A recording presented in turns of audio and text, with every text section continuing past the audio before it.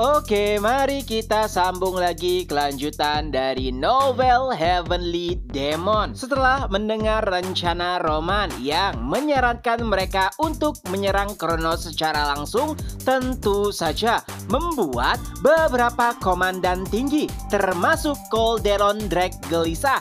Alasannya sederhana, mereka hanya memiliki 100.000 prajurit dan langsung menyerang Kronos secara langsung. Bukankah itu sama halnya dengan bunuh diri?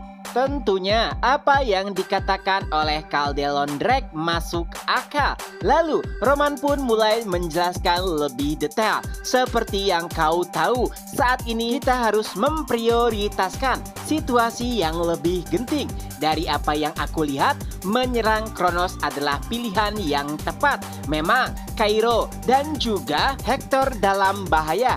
Tapi apabila kita mengirimkan bantuan di sana, maka permasalahan tidak akan selesai begitu saja. Tapi jika kita menyerang Kronos secara langsung, itu memiliki hasil yang berbeda.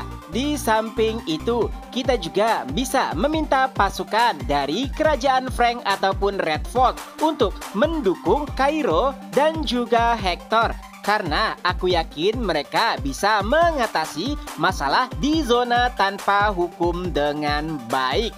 Jadi daripada kita ikut membantu ke Cairo ataupun Hector, lebih baik kita menyerang Kronos secara langsung. Itu akan membuat Kronos kewalahan. Karena saat ini Kronos tengah berfokus kepada Cairo, pastinya mereka akan terganggu tak kala mendapatkan informasi bahwa wilayah mereka diserang.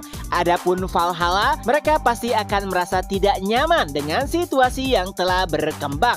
Lalu seseorang pun bertanya, Valhalla, kenapa mereka merasa terganggu? Bukankah Valhalla tidak diserang, melainkan menjadi pihak yang menyerang? Roman kembali menjelaskan, apakah kau tahu alasan kenapa Valhalla menyerang Hector? Tentu saja itu untuk mencapai Dimitri. Lalu bagaimana jika aku, seseorang yang mereka incar, berada di wilayah Kronos? Tentunya itu akan mengganggu konsentrasi mereka dan ada kemungkinan pasukan mereka akan terpecah atau memalingkan diri untuk menuju Kronos. Dan bisa disimpulkan juga bahwa Roman di sini berperan sebagai umpan. Awalnya Calderon Drake merasa sedikit berat dengan rencana tersebut, tapi karena Roman sendiri yang memimpin, ia pun menjadi sedikit yakin. Tanpa Roman mungkin ini adalah misi bunuh diri, tapi dengan hadirnya Roman Dimitri, rencana ini mungkin bisa berhasil.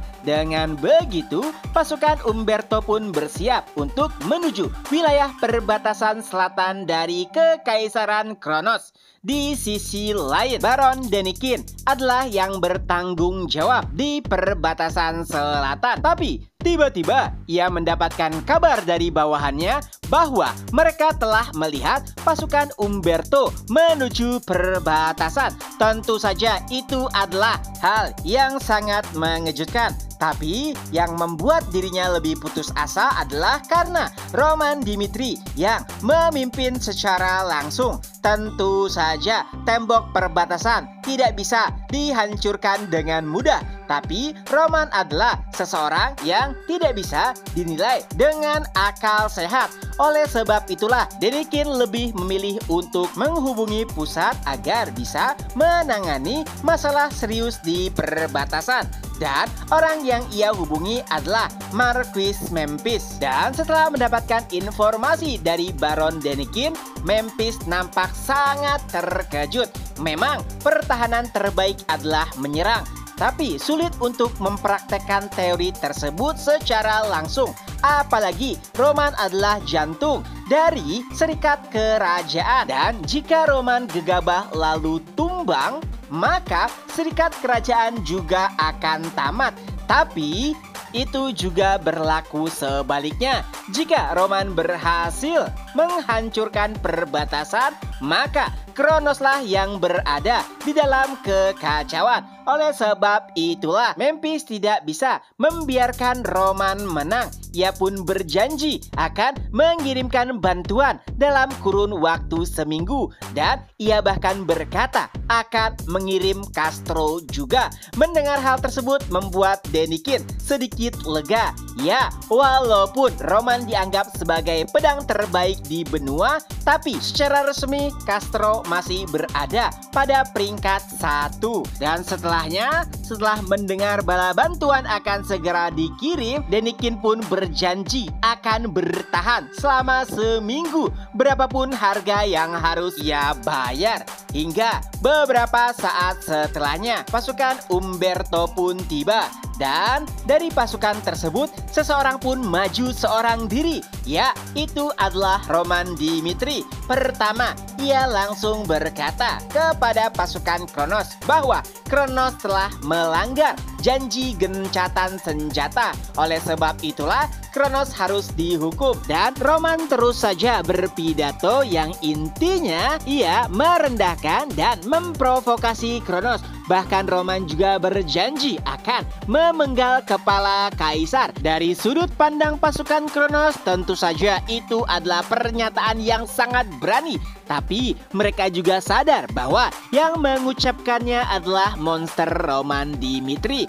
Setelah mengakhiri pidatonya, Roman pun melompat seolah-olah ia bersiap untuk menghancurkan gerbang seorang diri. Tapi tentu saja Denikin tidak akan membiarkan hal tersebut berjalan dengan mudah. Ia pun langsung memerintahkan pemanah untuk menyerangnya. Tidak hanya itu, pasukan penyihir yang telah disiapkan juga ikut menyerang Roman. Bom ajaib juga dikerahkan. Intinya, Denikin menyerang Roman dengan semua amunisi yang ia miliki. Awalnya ia mengira jika Roman telah binasa karena terkena serangan telak bertubi-tubi. Tapi ternyata fakta berkata lain, karena tepat setelah serangan berakhir, seseorang berhasil mendarat di dinding gerbang. Dan tentu saja itu adalah Roman Dimitri.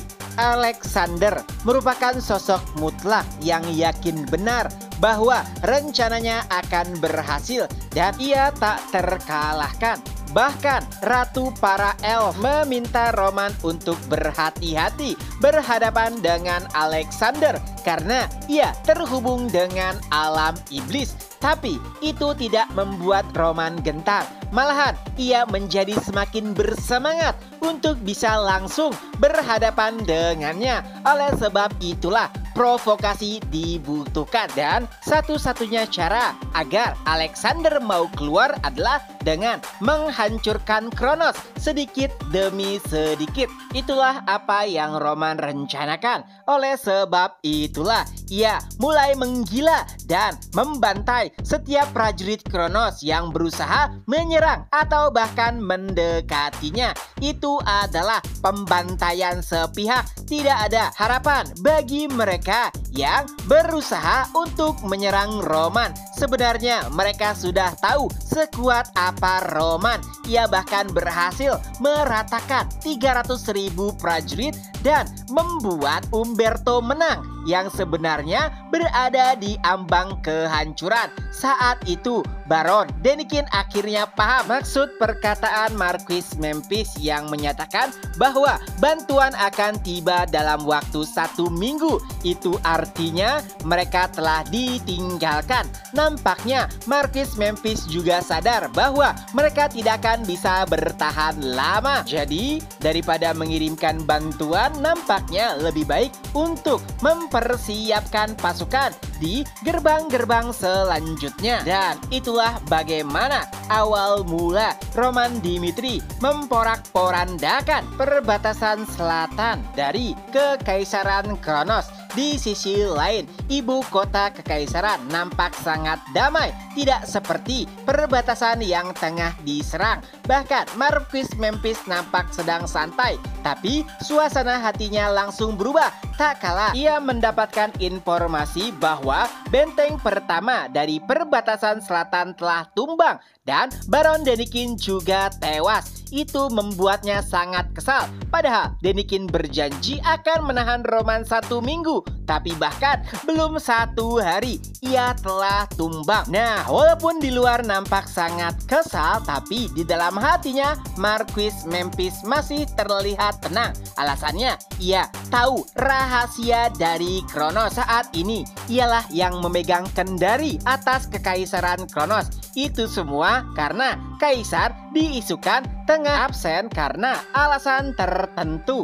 Ia juga tahu bahwa ada kekuatan luar yang mengendalikan Kronos, dan saat bertemu orang yang dimaksud, alangkah terkejutnya Memphis karena ia tahu benar orang di hadapannya bukanlah manusia biasa, dan itu adalah Alexander. Sejak saat itu, walaupun ia tahu jika Roman berbahaya, tapi ia yakin bahwa Alexander lebih berbahaya dari Roman. Oleh sebab itulah Memphis sangat percaya diri bahwa pada akhirnya Roman tetap akan disingkirkan.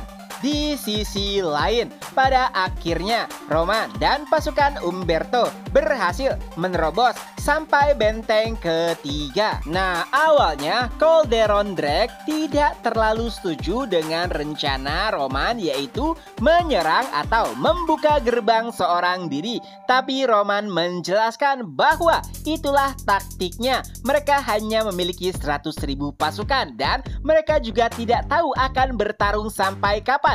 Jadi lebih baik memaksimalkan kekuatan Roman daripada menghambur-hamburkan tenaga dan stamina dari pasukan Umberto. Mendengar hal tersebut membuat Calderon dan juga bawahannya merasa jika Roman adalah dewa mereka. Bahkan jika Roman memerintahkan mereka untuk lompat ke dalam api, mereka mungkin akan melakukannya. Nah, saat Calderon dan juga bawahannya berinisiatif untuk membakar benteng ketiga, Roman pun menghentikannya. Ia berkata, "Tahan, aku mendengar bahwa pasukan Kronos tengah bersiap di dekat sini. Jadi daripada membakar kastil atau benteng ini, lebih baik menggunakannya sebagai tempat bertahan." Tentu saja awalnya Calderon Drake nampak sangat terkejut. Saat ini mereka berada di tengah-tengah peperangan. Jadi bagaimana bisa Roman mendapatkan informasi tersebut? Dan tentu saja walaupun sulit dipercaya, mereka hanya bisa setuju. Dan benar saja, beberapa saat setelahnya pasukan Kronos pun tiba. Dan saat melihat seseorang yang memimpinnya, semua orang langsung tahu karena dilihat dari baju zirahnya yang berlambangkan nada, bisa dipastikan itu adalah Castro, peringkat pertama di benua Salamander. Tapi pertanyaannya, kenapa Castro ada di medan pertempuran? Bisa dipastikan Castro adalah pedang penjaga kekaisaran. Ia adalah sosok yang bertugas untuk menjaga kaisar secara langsung. Jadi kenapa ia repot-repot masuki medan pertempuran? Apalagi yang lebih mengejutkan adalah Castro mulai maju ke depan, lalu ia pun berteriak, "Roman Dimitri, aku menantangmu untuk melakukan pertarungan prajurit hebat." Itu adalah sesuatu yang sangat mengejutkan.